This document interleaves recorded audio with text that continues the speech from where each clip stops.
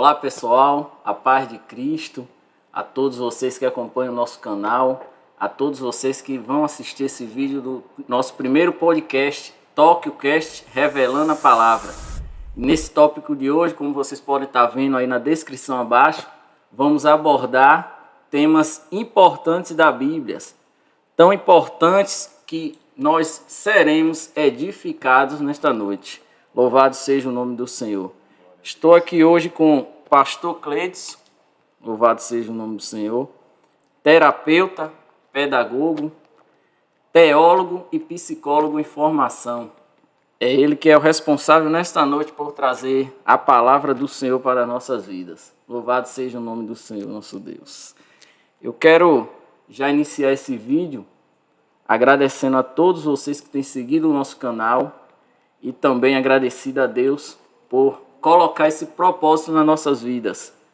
A palavra do Senhor, ela edifica, ela transforma, ela traz vida a todos aqueles que o buscam, a todos aqueles que fazem a leitura dela. E creio que você será edificado nesta noite com essa palavra. O tópico ao qual a gente vai abordar hoje são 3 versículos, a qual nós temos interpretado, a qual nós lemos e interpretamos de forma errada.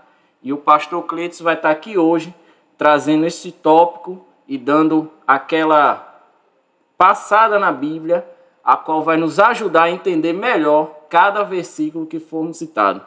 Iniciaremos esse tópico de hoje, esse título, com o livro de Mateus 19, 24. Vai estar aparecendo aí na descrição do vídeo e também vai estar aparecendo durante o vídeo o versículo. A palavra diz: e outra vez vos digo, que é mais fácil passar um camelo pelo fundo de uma agulha do que entrar um rico no reino de Deus. A palavra que a gente escolheu foi Mateus 19, 24, aqui eu acabei de ler, e essa passagem, pastor, é uma passagem que traz muita dúvida para os leitores da Bíblia, né? Uma passagem a qual muita gente já interpretou e interpreta ainda de forma errada. Eu fui um deles. Eu interpretei por muito tempo essa palavra de forma errada, né? Porque, como eu citei em alguns tópicos aqui, muitas vezes a gente pensa que é um simples ditado, né, da Bíblia, né? Quando Jesus Cristo ele vai falar que é mais fácil passar um camelo, um animal gigantesco, pelo fundo de uma agulha, onde tem um buraco minúsculo nela, né? Do que uma agulha, do que entrar um rico no reino de Deus, né? A gente atribui isso a um ditado, ou seja, Jesus Cristo estava falando sobre uma dificuldade muito grande de um rico entrar no reino de Deus. Era o que a gente interpretava. A gente costuma interpretar muito isso, que aqueles que têm riquezas, eles não herdarão o céu. É basicamente o que a gente vem abordando, lendo esse versículo. Jesus basicamente compara o maior animal da Palestina, né, da época, o camelo, ao menor dos buracos. E faz uma alusão de algo impossível de acontecer. Isto, claro, uma hipérbole, né? Outras interpretações também referem-se ao fundo da agulha como uma pequena porta que se encontrava nos muros de Jerusalém, né? Que no tempo do Shabat, né, o sábado que era consagrado, os portões de Jerusalém eram fechados, ou seja, não poderiam mais entrar por esses portões. Mas historiadores e leitores da Bíblia, eles informam que na Jerusalém tinha uma brecha, tinha um buraco, chamado buraco da agulha, né? Verdade. A qual aqueles que chegavam naquele exato momento, eles entravam por esse buraco, mas assim o camelo ele não poderia passar, então era deixado todos os seus apetrechos, suas riquezas ali, e aí então eles conseguiam passar por esse buraco, né? A pergunta que eu quero falar para o pastor hoje, que ele vai responder até melhor, né?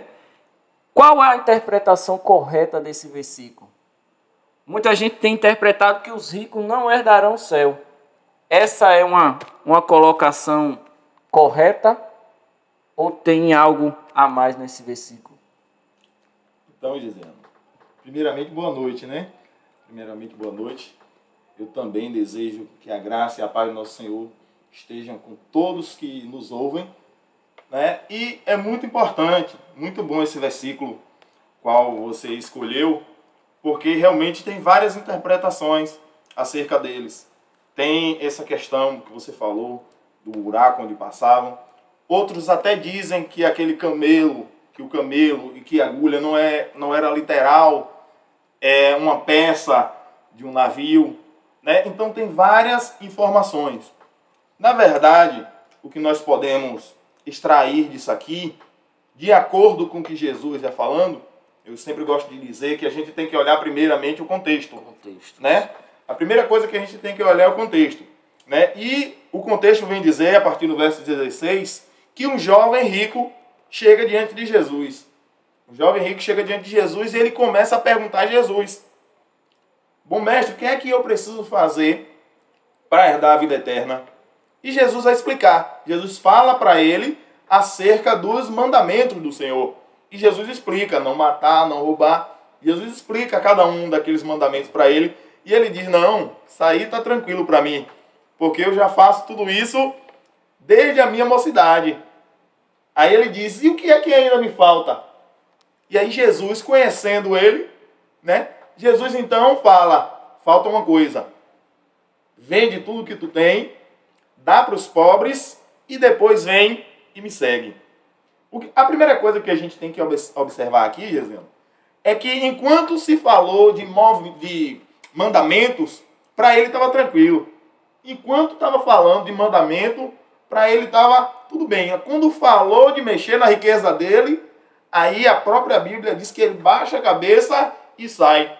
Ou seja, a primeira coisa que nós entendemos aqui é que enquanto estava falando de algo que ele faria, para ele estava bom. Quando falou em algo que ele teria que deixar, aí agora para ele ficou difícil. A parte material. Exatamente. E hoje em dia não é diferente. Observe que hoje em dia muitas pessoas, elas até obedecem muitas coisas. Mas quando fala naquela coisa que tem que deixar, aquela coisinha que talvez seja a única que está atrapalhando o agir de Deus na sua vida, aí aquela pessoa, ela fala: não dá certo. Né? Então Jesus sabia o que incomodava aquele jovem, aquele mancebo, como algumas traduções dizem. Jesus sabia exatamente tocar, e Jesus sabe tocar exatamente no ponto que a gente muitas das vezes não quer que ele toque. Né? Então Jesus, ele toca exatamente no ponto certo com aquele jovem. Jesus diz: pega tudo que você tem e vende. Mas o que nós precisamos entender é por que Jesus disse isso. Né? Por que Jesus disse isso? É porque Jesus entendeu, Gesiano, Jesus entendeu que tudo aquele jovem poderia fazer, menos abrir mão das riquezas. Né? Aí o versículo que nós precisamos tomar por base na ajuda da compreensão desse texto aqui é exatamente no livro de Mateus, no capítulo 6 e verso de número 24, que diz o seguinte: ninguém pode servir a dois senhores, porque ele haverá de amar a um e odiar ao outro, ou ele haverá de servir a um e desprezar ao outro. E no final do versículo, Jesus diz: ninguém pode servir a Deus e às riquezas. Outras Bíblias dizem: ninguém pode servir a Deus e a Mamon, que é o Deus da riqueza. Observe aqui uma coisa. Jesus está dizendo, e no final do texto que ele fala do jovem rico, quando ele diz que é mais fácil entrar um camelo pelo fundo de uma agulha do que um rico entrar no reino de Deus, ele diz: para vocês pode ser impossível, mas para Deus nada é impossível. Mas quando ele fala no capítulo 6 de Mateus também, e verso de número 24, ele diz: não pode, isso aí não pode. Ou seja, Jesus diz: se é uma coisa que o homem não consegue fazer, é ter dois senhores. Isso é riquíssimo para nós. Isso é riquíssimo para nós. Por quê? Porque nós precisamos entender: se Jesus é o meu Senhor, então o meu coração tem que estar nele. Né? O próprio Jesus diz que aonde está o teu tesouro, aí está o teu coração. Então era disso que Jesus estava falando. Aí agora eu posso responder a sua pergunta. Um rei, um rico, pode entrar no reino de Deus? É claro que pode. Não tem nada a ver aqui se alguém é rico ou se alguém não é rico, se alguém é pobre. A questão aqui era desse jovem que, além de ser rico, tinha o seu coração firmado nas riquezas. Observe, e um detalhe muito importante, que nós precisamos também atentar nesse texto, é que aquele jovem rico, ele não consegue chamar Jesus de Senhor. Eu não sei se você prestou atenção, mas aquele jovem rico, ele não consegue chamar Jesus de Senhor. Ele diz, bom mestre. Ou seja, ele não chama Jesus de Senhor. Ele não chama Jesus de Senhor, e aí Jesus dá-nos a entender que o Senhor dele realmente não era Jesus. O Senhor dele era as riquezas. Então, a mensagem que Jesus estava tentando passar para ele ali, a mensagem que Jesus está nos ensinando aqui com esse texto é: ou o seu Senhor é Jesus, ou o seu Senhor é as riquezas. Eu costumo brincar quando eu ensino sobre isso, Rizino, da seguinte forma: quando o seu Senhor é Jesus, ele te paga bem. Quando o seu Senhor são as riquezas, você só vai ter isso e nada mais. Quando o seu Senhor é Jesus, além de riqueza, ele pode te dar tudo. Porque a própria Bíblia vai dizer que as bênçãos do Senhor... Então, o que é que a gente entende disso aqui, Gesiano? Naquele caso, daquele jovem, a riqueza era o Senhor dele. Então, a questão é, um rico pode entrar no reino de Deus? É claro que pode, desde que o seu coração não esteja na sua riqueza, esteja no seu Senhor, ou seja, esteja no Senhor Jesus Cristo de Nazaré. Um rico pode entrar no reino de Deus? Ele pode, sem problema nenhum, desde que ele não seja um rico que ele ama a riqueza, né? Eu sei que aqui a gente não tem muito tempo, mas se a gente analisar a questão de Jó, Jó era rico e a Bíblia vai dizer que era o mais rico do Oriente. Porém, Jó não tinha coração nas riquezas. O próprio Jó disse, Deus me deu, Deus tomou, bendito seja o nome do Senhor. Não é verdade? E então, se Deus fosse contra as riquezas, Deus não dava tudo de volta a Jó. Né? Então, uma coisa que nós precisamos desmistificar no nosso meio, no meio evangélico, no meio dos cristãos, é que Deus não quer que a gente enriqueça. É que Deus não quer ter um filho que tenha posses. De forma nenhuma. O salmista, um dos seus salmos, ele até diz que Deus ama a prosperidade dos seus servos. Se não me falha a memória, é o Salmo de número 37, verso 25, salvo engano. O salmista diz que Deus ama a prosperidade de quem serve a Ele. Ou seja, Deus quer muito que todos nós venhamos a prosperar. Deus quer que os seus filhos tenham riqueza. Mas, infelizmente, há pessoas que realmente não podem ter riquezas. Porque vai deixar ela tomar as riquezas, tomar o lugar no seu coração que pertence ao nosso Senhor, o Senhor Jesus Cristo de Nazaré. Glória a Deus. A respeito do que eu li, pastor, sobre o suposto, entre aspas, buraco de agulha que alguns historiadores apontam, algumas ministrações também. Tem alguma evidência bíblica? Evidência bíblica não. Não tem evidência bíblica. Isso é histórico. Isso é histórico. Né? A questão é que quando Jesus fala do buraco da agulha, quando Jesus fala do camelo, alguém entende de uma forma, outros entendem de outra forma. Né? Cada teólogo ele entende da sua forma. Isso é muito normal no nosso meio.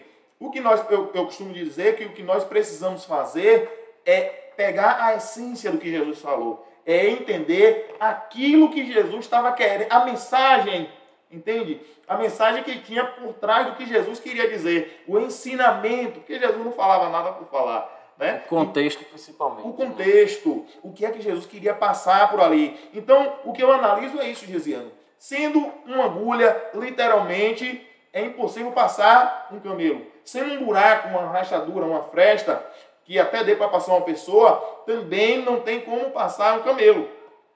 Não tem como passar um camelo. Sim. E ainda tem pessoas que dizem, não, mas como Jesus diz para o homem pode ser impossível, mas para Deus nada é impossível, aí as pessoas imaginam, né, um camelo realmente passando no fundo da agulha, ou um camelo passando por uma flecha que dá malmente para passar uma pessoa que é muito menor em estatura do que um camelo, além de que a pessoa pode se, né, dar aquele jeitinho para estar passando, continua sendo muito menor do que um camelo, né? Aí as pessoas dizem que o que Jesus queria dizer é isso, mas na verdade, quando Jesus diz que para o homem pode ser impossível, mas para Deus nada é impossível, ele estava falando do rico, mesmo sendo amante de riqueza. Ele estava dizendo, mesmo assim, Deus ainda pode permitir a ele entrar no reino, pois o reino pertence a Deus, e já que pertence a Deus, é Deus quem decide quem entra e quem não entra.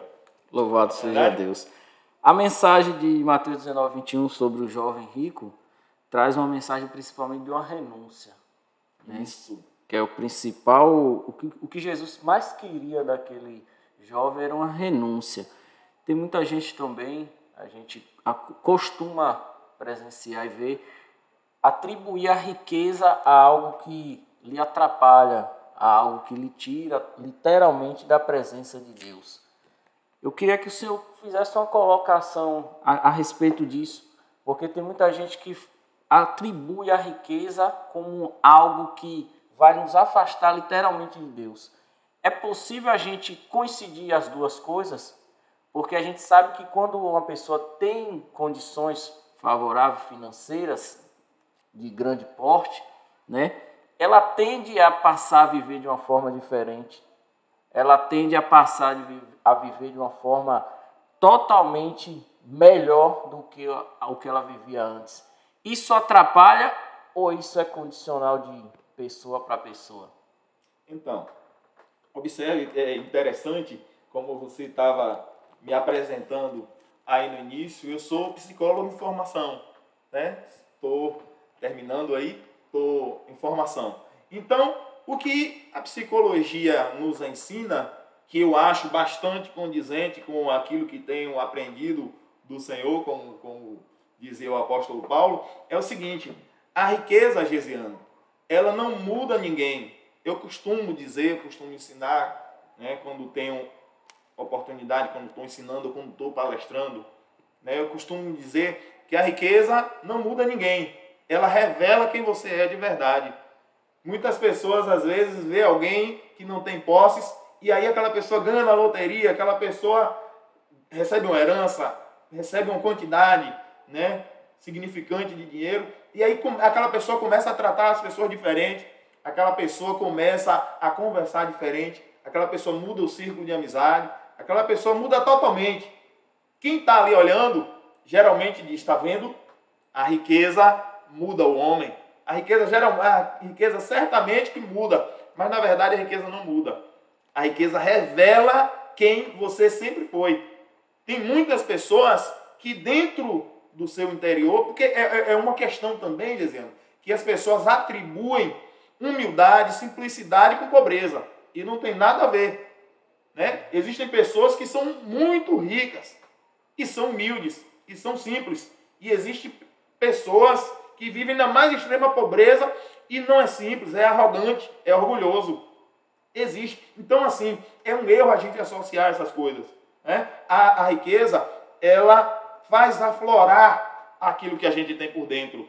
Né? A riqueza, ela potencializa aquilo que a gente desejava, mas não podia colocar para fora, porque ia ser mal interpretado por causa da pouca condição. Então, a riqueza, o poder, né? O poder, muitas das vezes a riqueza sem poder, ela não traz isso, mas o poder também, e principalmente, ele revela quem a gente é de verdade. Ele revela, ele traz à tona os desejos, aquilo que a pessoa queria falar, a forma que a pessoa queria tratar os outros muitas vezes, tratar os outros de forma inferior, né, se tratando, se vendo, se mostrando como superior, ela sempre quis fazer aquilo. Só que como ela percebia, olhava para a sua situação e ela via que não era condizente com o que queria fazer, ela não fazia. Na primeira oportunidade ela vai fazer. É por isso que as pessoas dizem, Gesiano, que a ocasião faz o ladrão. Porque na verdade ele sempre teve aquela vontade, ele sempre teve aqueles pensamentos. Aí na hora da oportunidade, ele então concretiza. Isso é como a Bíblia diz, que o pecado, como a Bíblia nos ensina, que o pecado, ele é gerado no pensamento. Ele é gerado na nossa mente. E aí quando consumado, aí gera morte. Né? Então, a vontade já existia. Aí quando chega a oportunidade, ele acontece. É Glória a Deus. assim. Louvado seja o nome do Senhor. A gente acabou de abordar o livro de Mateus 19, 24, né? Onde o pastor fez a colocação. Né? E agora vamos para João, o livro de João. Versículo muito conhecido de todos. João 14, versículo 2 e versículo 3. Vai estar passando aí também na tela, para você acompanhar juntamente conosco, né? E vamos abordar sobre esse versículo também. Volto a dizer, o tópico ao qual a gente aborda nesse vídeo são versículos que muitas vezes são interpretados de forma errada. O que a gente quer trazer para esse vídeo aqui é conhecimento. É para que a gente venha crescer cada dia mais na graça e no conhecimento da palavra do Senhor, sem estar cometendo esses erros. Porque a gente tem ministério, a gente tem chamado e a gente tem que estar preparado para aquilo que Deus nos designar. João 14, versículo 2 e 3, fazendo a leitura da palavra, diz: na casa de meu pai há muitas moradas. Se assim não fora, eu vou lá, teria dito, pois vou preparar-vos lugar. Versículo 3 diz: e quando eu for e vos preparar lugar, voltarei e vos receberei para mim mesmo, para que onde estou, estejais vós também. Esse é o nosso próximo versículo, a qual nós debateremos aqui a respeito da interpretação deste versículo. Versículo muito conhecido dos irmãos, né, que traz por início, seu sentido primário, um lugar de habitação, né? Uma casa, um lar, né? É o que passa um pouco o versículo quando fala de morada, né? E é como também tem sido muito interpretado esse versículo, né? Muita gente pasma e até atribui que no céu tem muitas casas, tem prédios, né? Tem mansões celestiais, ao qual será o lugar ao qual a gente habitará, né? Em um contexto, né, muito raso na leitura, a gente acaba atribuindo dessa forma. Eu queria passar novamente para o pastor, para que ele venha nos abrir a nossa mente com mais essa interpretação nessa noite. Olá, né? É interessante. Acho que você escolheu bem esses versículos, viu, Adriano? Você escolheu bem.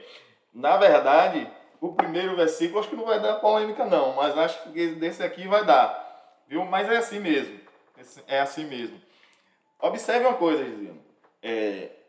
A palavra de Deus vai dizer, como você acabou de ler, que Jesus dizendo, né? Na casa do meu pai há muitas moradas. Se não fosse assim, eu teria dito, pois vou preparar-vos lugar. E se eu for e vos preparar lugar, virei outra vez e vos levarei para mim mesmo, para que onde eu estou, estejais vós também. O interessante aqui é como você falou mesmo. As pessoas imaginam o céu como uma grande pousada, onde Jesus foi preparar um monte de quarto para a gente, quando a gente chegar lá, cada um ficar com seu quarto, como se fosse um grande hotel, como você falou mesmo. As pessoas entendem que Jesus estava falando que ia chegar lá no céu, né? Ia preparar esses quartos como se fosse, como eu já disse, um hotel, como se fosse um village, como se fosse um condomínio fechado, né? Onde todo mundo tem sua casinha, cada um entra, fecha sua porta e fica ali, cada qual no seu cada qual, né? Mas na verdade não é bem assim. A primeira coisa que nós precisamos entender aqui nesse versículo aqui, ou melhor, nesse texto aqui, Gesiano, é a tradução. Porque Porque o início ou a mãe desse entendimento é a própria Bíblia, mas nas traduções a qual está um pouco diferente do contexto original. A sua Bíblia aí, pelo que eu vi, que você leu, parece que é Almeida atualizada. Isso. Porque na Almeida corrigida, na King James, na NVI, todas elas dizem, Jesus diz no verso 3, para que onde eu estiver, ele coloca o verbo no futuro, para que aonde eu estiver, estejais vós também comigo. Mas o que o texto original diz é exatamente como diz a atualizada. Onde eu estou. Onde eu estou. Então Jesus está falando aqui do presente. Então se Jesus está falando do presente, onde eu estou, a gente já entende. Ele não está lá. Ele não está lá nessas moradas. Ele está dizendo, eu vou preparar lugar para que aonde eu estou agora, vocês também possam estar. A primeira coisa, o primeiro entendimento aqui que nós precisamos ter é, Jesus diz que aonde ele está, depois dele preparar, dele fazer essa preparação, nós também estaremos. Ou, no caso dos discípulos ali, ele diz, nós também estaríamos no lugar que Jesus já está. E como eu disse antes, a primeira coisa a ser feita é analisar o texto como um todo, Eu vou fazer uma leitura aqui, talvez ela fique um pouco extensa, mas eu entendo que ela se faz necessária para a gente estar entendendo aqui. O verso 1 do capítulo 14 diz, não se turbe os vossos corações, credes em Deus, credes também em mim. Por que Jesus estava dizendo não se turbe o coração? Pelo que ia acontecer com ele, Aí ele diz, na casa do meu pai há muitas moradas. Se não fosse assim, eu vos teria dito, pois vou preparar-vos lugar. E se eu for e vos preparar lugar, virei outra vez e vos levarei para mim mesmo, para que onde eu estou, estejais vós também. Aí no verso 4, Gisiano, ele diz assim, mesmo vós sabeis para onde eu vou, e conheceis o caminho. E o verso 5, Tomé diz, Senhor, nós não sabemos para onde vais. Como poderemos saber o caminho? Verso 6, Jesus diz, eu sou o caminho e a verdade e a vida. Ninguém vem ao Pai se não for por mim. Primeira coisa que a gente precisa entender aqui é que Jesus diz, eu sou o caminho, eu sou a verdade e eu sou a vida. Aí ele diz, ninguém vai ao Pai, como muitos falam? Não. Vem. Ele diz, ninguém vem. Primeira coisa que a gente precisa entender, ele diz, ninguém vem ao Pai senão por mim. Aí verso 7 ele diz, se vós me conhecesseis a mim, também conheceríeis a meu Pai. E já agora o tem conhecido e tendes visto. 8 diz Filipe, Senhor, mostra-nos o Pai. É o que nos basta. Verso 9, disse Jesus, eu estou há tanto tempo convosco e não me tendes conhecido, Filipe. Quem vê a mim, vê ao Pai. E como dizes tu, mostra-nos o Pai. Aí agora o verso 10, Gesiano, presta atenção, que interessante. Não crês tu que eu estou no Pai e o Pai está em mim?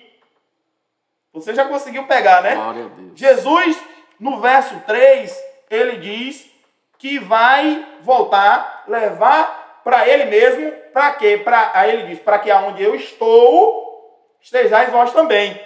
No verso de número 10, ele diz aonde é que ele está. Ele diz, eu estou no Pai.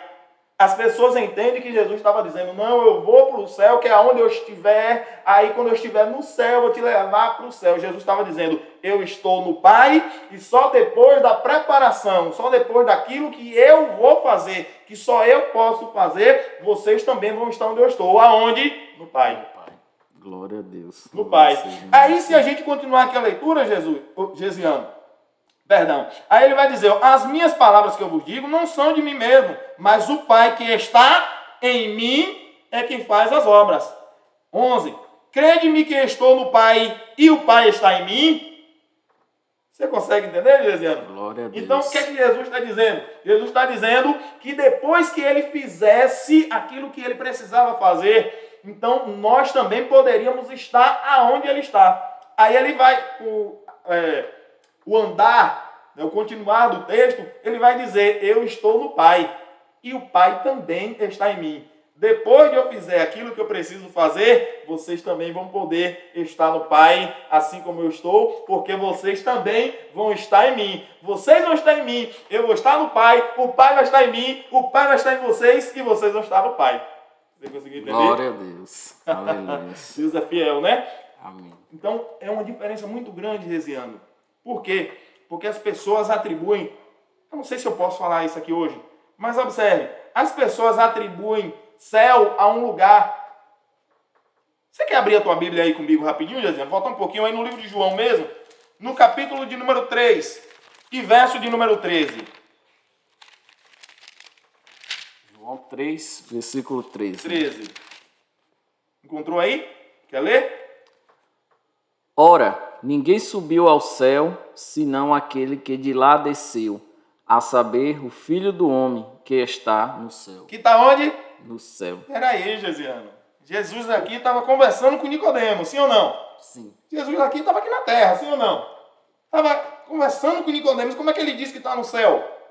Glória a Deus. Sabe o que é isso, Gesiano? É porque a gente entende céu como lugar. Jesus entende céu como nível espiritual, elevação espiritual. Jesus aqui está dizendo que ninguém chegou no nível espiritual que ele. Só ele chegou nesse nível espiritual porque foi de lá que ele veio e a essência dele era de lá. Nem sempre a Bíblia vai indicar céu como lugar. Na maioria das vezes vai ser elevação espiritual. Glória a Deus. Louvado seja o nome do Senhor. Consegui responder a tua pergunta, Gesiano? Amém. Consegui sanar tuas dúvidas? Eu creio que tanto eu como você já se sente maravilhado com todas essas revelações, né? Continua nos acompanhando no canal e nós estaremos publicando vários conteúdos desse tipo, entre outros conteúdos também. A palavra do Senhor, realmente é maravilhosa. Aqueles que ainda não leram, com certeza quando ler eles vão se sentir agraciados com tamanha maravilha que tem nesse conteúdo aqui. E para a gente completar o nosso tópico de hoje, nós vamos para Ageu, capítulo 2, versículo 9, pastor. Ageu, capítulo 2. Esse foi o tema que assim, eu mais me identifiquei, eu gostei muito desse tema. Né? E eu trouxe ele aqui para a gente abordar nessa noite sobre a sua interpretação. Ageu, capítulo 2, versículo 9. Como eu tenho dito, ele vai estar passando aí na tela, você pode nos acompanhar também, né? Nosso editor vai estar preparando aí para você. Louvado seja o nome do Senhor. Esse editor eu já percebi que é dos bons, viu, Gesiano? É verdade. Fez uma produção aqui espetacular aqui hoje para a gente fazer. Tudo aqui é amador, mas está parecendo que já é profissional, né, pastor? É amador, mas é de coração, né? É de coração, com certeza. Glória É para a a Deus. honra e glória do nosso Senhor e Salvador. Glória a Deus. Ageu, capítulo 2, versículo 9.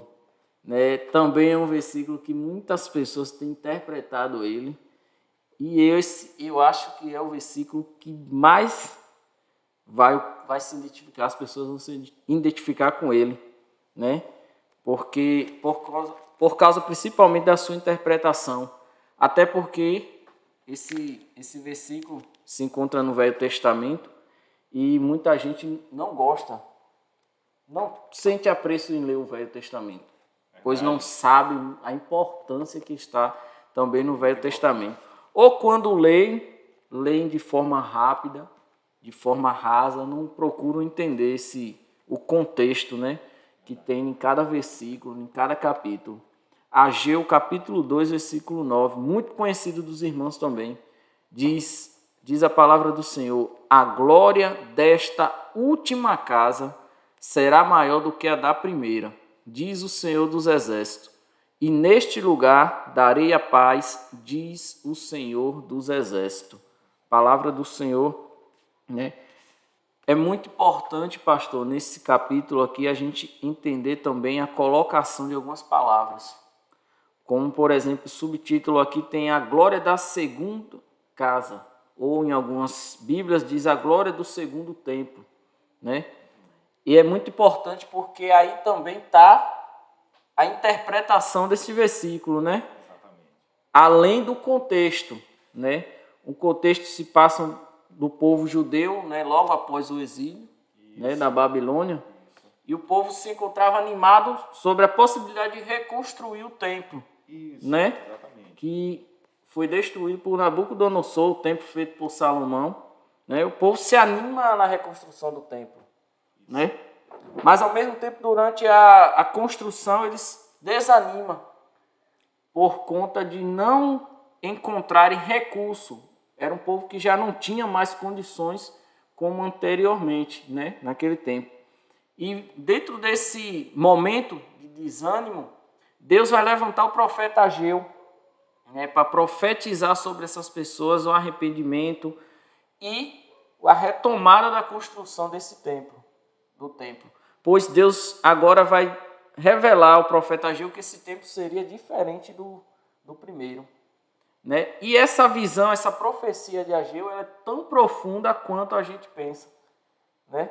Essa revelação a qual Deus deu a Ageu para falar, essa profecia dele vai muito além do que um simples templo, como a gente passou a entender, né? E só depois, quando a gente começa a ler, entender o contexto, entender o que realmente o Senhor queria com esse versículo, a gente passa a entender. Tem gente que atribui muito a isso a uma construção de um ministério. Muitos pregadores, mesmo quando tem algumas construções novas, inauguração de alguns ministérios, eles abordam muito esse versículo aqui, alegando que o ministério anterior tinha presença, tinha glória, mas o novo vai ser melhor ainda, atribuindo a algo material, a um ministério ali, a um lugar entre quatro paredes, né? Tem muita gente que atribui dessa forma, quando na verdade a visão profética aqui de Deus para Ageu estava já nos direcionando a Jesus Cristo, né? O pastor pode acrescentar mais nesse versículo. Tô gostando aqui da sua... Parece que você pesquisou bastante, né? Isso é muito bom. Primeira coisa, Gesiano, que a gente precisa entender. A epígrafe, muitas das vezes, não é condizente com o texto. O que é epígrafe? Muita gente vai ouvir e não vai entender o que é epígrafe. Epígrafe é esse título, essa parte que fica em negrito ali. E na escritura original, no texto original, não existe epígrafe, né? Você sabe, né, Gesiano? Não tem epígrafe, não tem capítulo, né? Não tem versículo. Eram pergaminhos, né? Mas foi acrescentado a epígrafe, os capítulos e versículos, para nos ajudar facilitar o nosso estudo. E hoje, observe que seria muito complicado, né, nas igrejas se não tivesse realmente os capítulos, versículos. Mas muitas das vezes a epígrafe foge. Por exemplo, aqui diz a glória da segunda casa, ou a glória do segundo templo, como você falou. E realmente era, Gesiano, era a segunda casa, era o segundo templo. Mas no texto original, como você falou, e no decorrer daqui no nosso texto, vai dizer exatamente a glória desta última casa. Né? Alguém vai dizer, não tem diferença nenhuma. Tanto faz você dizer a glória da última casa, desta última casa, ou a glória da segunda casa. Mas eu te digo que tem muita diferença. Por que tem muita diferença? Porque quando a gente diz segunda casa, se a gente falasse, como diz as músicas, né, o louvor das pessoas, eu costumo dizer que um problema, né, como você falou que as pessoas não leem muito, né, geralmente as pessoas não leem, eles aprendem pelo ouvir, e não vêm olhar se é assim mesmo que diz o texto, né? Eles aprendem pelo ouvir, e muitas das vezes é por isso que ficam os detalhes, é porque a pessoa não foi lá ler, ela ouviu de alguém que ouviu, de alguém que ouviu de alguém, e por aí vai, né? Mas aí, se a gente for analisar, se a gente diz a glória dessa última é a última, mas se a gente diz a glória na segunda, a gente está dizendo, pode ainda haver a terceira, a quarta, a quinta, a sexta, e por aí vai. É assim ou não é? Então, sim, tem muita diferença. Muita diferença. Primeiro, né? Porque é como você falou, Deus, ele estava falando de um templo, Sim, mas ele estava falando de uma coisa apontando para outra.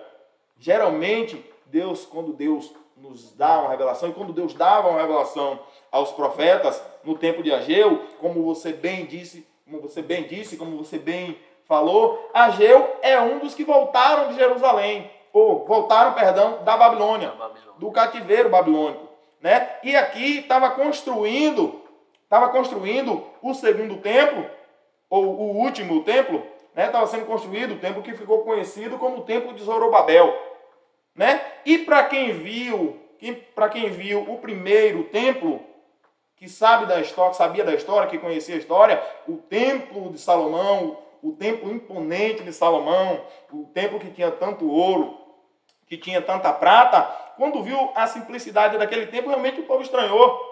E aí Deus aí fala sobre aquele templo. Porque observe comigo, Gesiano, Deus não poderia ter levantado outras pessoas para fazerem doações, para darem ofertas, eles construírem, melhor dizendo, um templo ainda melhor do que o de Salomão? Pode, porque no próprio texto, no versículo do número 8, Deus diz: minha é a prata e meu é o ouro. Ou seja, se Deus é o dono do ouro e Deus é o dono da prata, Deus não poderia fazer com que o templo tivesse ainda mais glória do que o de Salomão? É lógico que poderia. Sim. Aí eu costumo dizer, tem alguma coisa aí, né? Deus é tremendo, tem alguma coisa aí. Observe, quando fala da segunda casa ou da última, teve a primeira. A primeira era o templo de Salomão. Você conhece. Você que nos ouve deve saber também. A primeira era o templo de Salomão. O rei Salomão, o grande rei Salomão, filho do rei Davi. Davi queria fazer um templo, Deus não permitiu.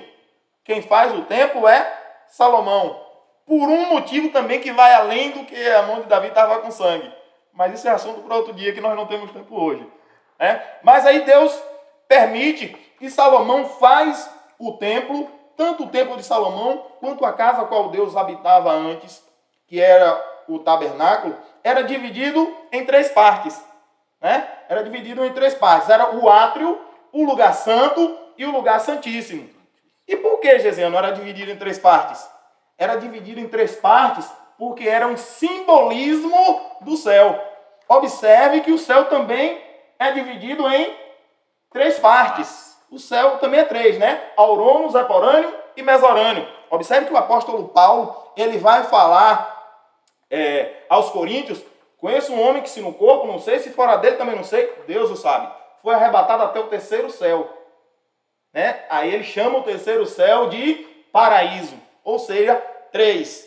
O templo de Salomão, 3. Até me arrepiei aqui agora. O templo de Salomão, 3. E o homem? O homem também é 3. E por isso o templo de Salomão também apontava para o homem. E por que apontava para o homem? Porque o homem seria a verdadeira habitação de Deus depois.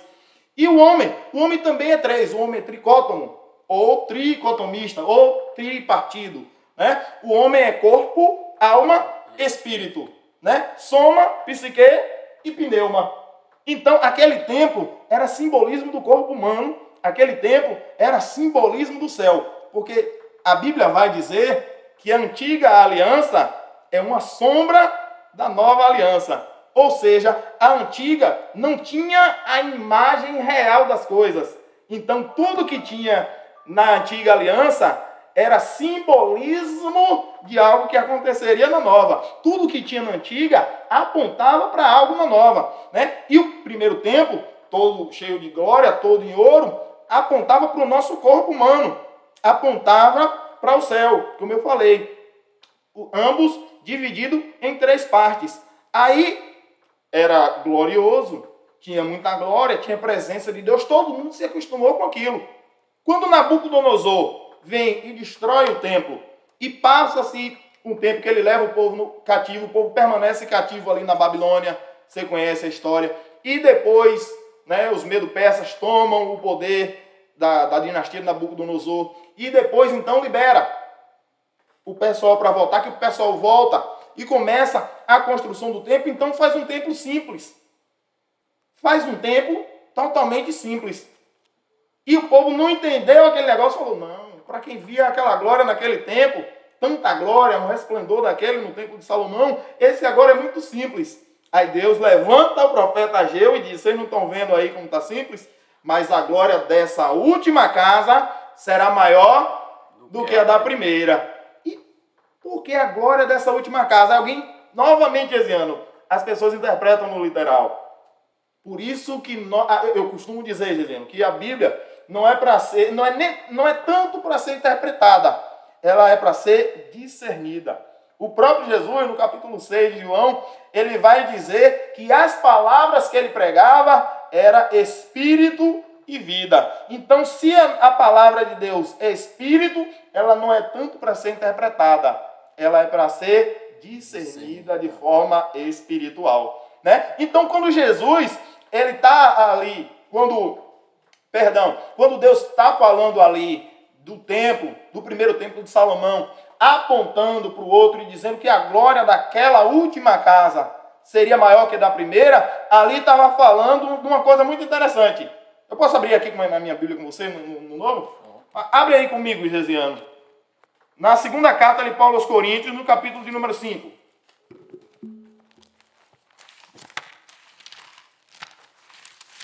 Segunda carta de Paulo aos Coríntios, Gesiano, capítulo de número 5.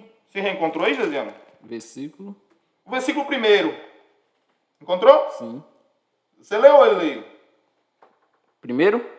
Sim. Sabemos que se a nossa casa terrestre deste tabernáculo se desfizer, temos da parte de Deus um edifício, casa não feita por mãos, eterna, nos céus. E o verso 2, Gesiano? E por isso, neste tabernáculo, gememos, aspirando por sermos revestidos da nossa habitação celestial. A minha diz da nossa habitação que é do céu. Você já conseguiu entender, Gesiano? Glória a Deus. Então, o primeiro templo simbolizava esse nosso corpo carnal. Se você ler aqui todo o texto, lógico que a gente não tem tempo agora, mas se você ler todo esse texto aqui, da carta de Paulo aos Coríntios, e também no capítulo 16 da primeira, você vai entender, Gesiano.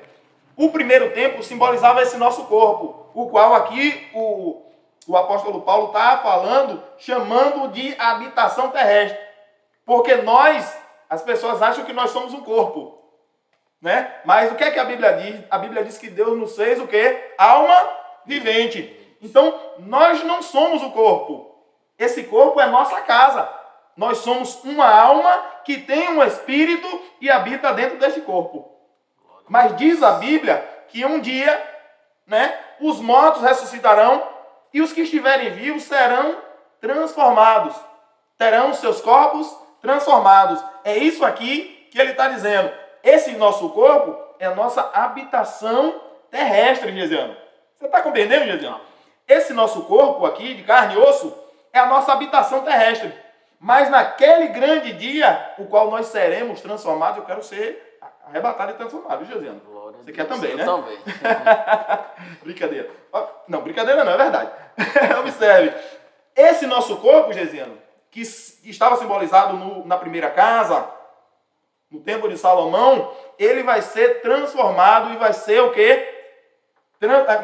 Nós vamos receber um corpo glorificado. Esse corpo glorificado é o qual o autor aqui, o apóstolo Paulo, chama de habitação celestial. Você já conseguiu entender, Gesiano? Isso aí vai se cumprir, então, o que Deus falou, que a glória dessa última casa será maior do que a da primeira. Deus estava dizendo, se esse corpo de vocês agora tem glória, vocês são bonitos porque eu fiz segundo a minha imagem e a semelhança, imagina só a glória que vai ter no próximo corpo ou na próxima casa, que é a nossa habitação celestial. Glória a Deus. Você pode dar um glória, né, Gesiano? Glória a Deus. Deus é fiel, não é? Pastor, é correto destacar, como eu falei, né? Muita gente atribui isso a uma construção de um novo templo, por exemplo. É correto fazer uma ministração, uma pregação apontando para essa colocação? Então, Gesiano, eu entendi o que você quer dizer. Por exemplo, você foi consagrado ao pastor hoje e abre um ministério. Aí, geralmente, no primeiro culto, as pessoas sempre usam isso. A glória dessa última casa, tipo, eu saí de uma, eu vou para outra. A glória dessa última será maior do que a da primeira. Geralmente ele fala da segunda. né? Como você falou. Isso é muito abordado da segunda. Da segunda, né? Então, Gesiano, você pode fazer isso pregando. E por que as pessoas fazem isso? Porque os ouvintes já estão acostumados a ouvir. Né? Então você pode aplicar dessa forma. Sabendo você, seria bom que soubesse. Né? Quando eu digo você, eu sei que estou falando de outras pessoas. Seria bom que soubesse. Mas geralmente aplicam por não saber. Geralmente aplicam por não saber. Aí já não é bom. Quando você aplica e você entendendo o que é o literal, aí você vai e explica. Olha, assim, assim, assim. E aí você faz a sua aplicação. Porque a palavra de Deus, ela se renova todos os dias, né? Como a própria palavra de Deus diz. Então, o que é pregar, Gesiano? A questão de pregar é você apontar, você ler um texto e apontar ali, esse texto ali, aplicar ele de uma forma diferente. Você pode pegar esse texto aqui e dizer, por exemplo, eu olho para uma casa e eu digo, a casa é branca, a casa é grande, a casa tem portas azuis. Aí você passa no outro dia, alguém pergunta sobre a mesma casa, você vai dizer, não, é uma casa não muito grande, porque você tem outra visão de grande, diferente da minha. É uma casa não muito grande e essa casa, ela tem grades brancas. Observe, eu falei da porta, da cor da porta, da cor da casa. Você já falou de tamanho e já falou da grade. Aí você pode dizer, é uma casa de jardim e tal. Pregar isso. É a gente falar sem sair do contexto original, mas dando uma outra visão daquela realidade ali. E muitas das vezes a gente trazer para o nosso cotidiano. O que acontece, respondendo sua pergunta, o que acontece é que muitas das vezes os pregadores pegam o texto e trazem para o nosso cotidiano, trazem para a nossa vida, trazem para a nossa realidade. Desde que, aí eu te respondo, desde que não venha a ferir o sentido original, a essência do texto, então ele pode fazer isso. Glória a Deus, louvado seja o nome do Senhor. Aqui nós terminamos esse tópico de hoje, esse título a qual a gente escolheu. Título muito importante, como eu já venho falando. É importante porque a gente aprende mais e mais sobre a palavra do Senhor e a gente também ensina, né? Aqui também é um ensinamento para você que vai estar assistindo esse canal, esse vídeo aqui, a qual a gente estará publicando, né? Quero agradecer a Deus por essa oportunidade. Sem Ele, a gente não teria conseguido, claro, né? Agradecer ao pastor, né? Como eu já falei no início, nós estaremos publicando diversos vídeos no canal de oração, de estudo, conteúdos diversos. E se você gostou desse vídeo, continua assistindo o nosso canal, se inscreve, dá aquele joinha e breve nós publicaremos novos vídeos. Pastor, tem alguma colocação? É isso aí, eu também quero agradecer a Deus, né? Quero agradecer a Deus em primeiro lugar, porque Ele é o responsável por tudo, né? Por todas as coisas. Eu quero também agradecer a vocês, Gesiano, por essa oportunidade aqui. Agradecer ao nosso produtor Vinícius. Também, né? sim. O nosso produtor é que faz o negócio aqui acontecer Glória também, a Deus, né? Agradecer a ele, eu quero agradecer, né? Tenho muito que agradecer a vocês, porque para mim é muito bom. Eu costumo dizer que eu nasci para isso aqui e é gratificante, é prazeroso quando a gente tem uma oportunidade assim de falar um pouco da palavra do Senhor. Então, eu deixo aqui também os meus agradecimentos, reforço aquilo que Gesiano estava falando aqui, né? Envie esse vídeo para outras pessoas, se inscreva no canal, dê aquele like, aquele joinha, deixe seu comentário. Pode ser que você não concorde com algo que a gente falou aqui, né, Gesiano? Exatamente. Não tem problema nenhum, Mas você não é obrigado a concordar. Você não é obrigado a concordar. Mas se você gostou, se foi edificante para a sua vida, se acrescentou, se agregou conhecimento, se agregou valor à sua vida, então compartilhe com mais pessoas. Viu? Se foi relevante para você, compartilhe e se inscreva, porque outros mais virão, não é, Gesiano? Sim, sim. E o seu comentário é de muita importância, porque se você tiver alguma dúvida nesses tópicos a qual a gente abordou ou em outro, você pode comentar aí que a gente vai fazer essa junção e a gente vai trazer novos vídeos aqui para o canal, viu? E vamos tentar sanar a sua dúvida, né, pastor? É assim. Encerramos aqui o nosso TóquioCast, revelando a palavra. Deus abençoe a todos. Deus abençoe.